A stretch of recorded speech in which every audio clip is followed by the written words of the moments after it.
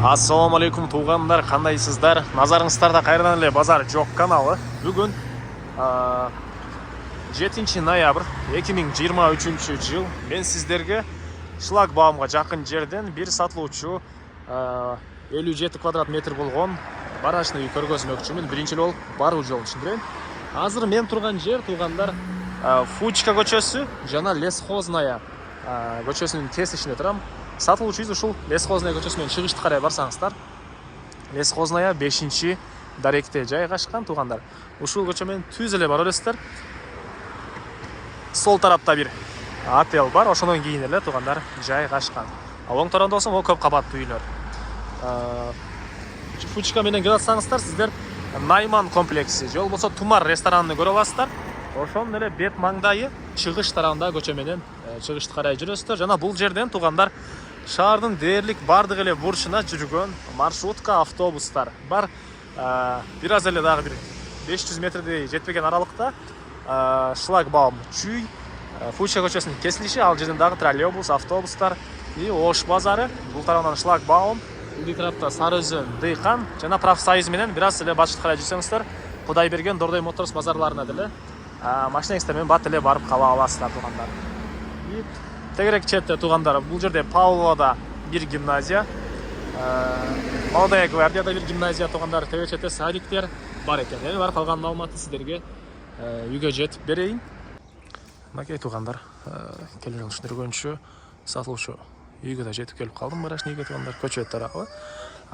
Түштүк чегара бул Дарбазадан, анан бул жагы могу жерге чейин болуп калат экен.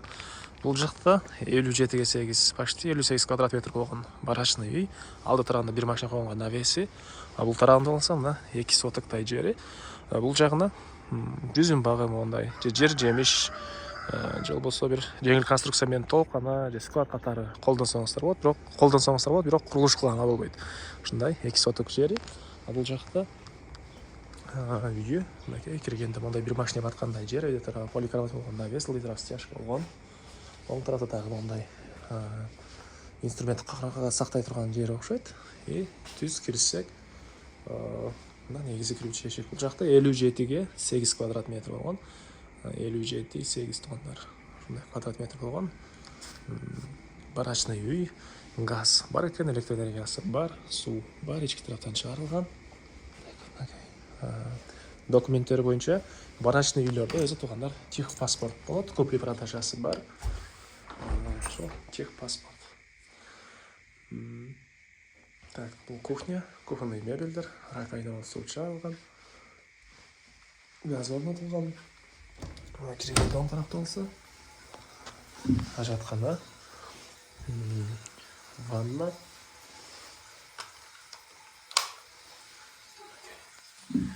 Бул жагында аристон жана газовый котел. Паровое отопление. Газовый котел менен үй жылыйт. Азыркы учурда үй жылыйт. Мындай тугандар. Келгендер байга көрсөңүздөр болот. И бул бир чоң ушундай зал. Батыш тараптан терезе, темирден болгон решеткалары. И бул тарабында мондай бир спальня бөлмөсү бар экен тугандар. Дагы эмне маалыматы? Тегерек четте Павловада гимназия бар, садиктер бар.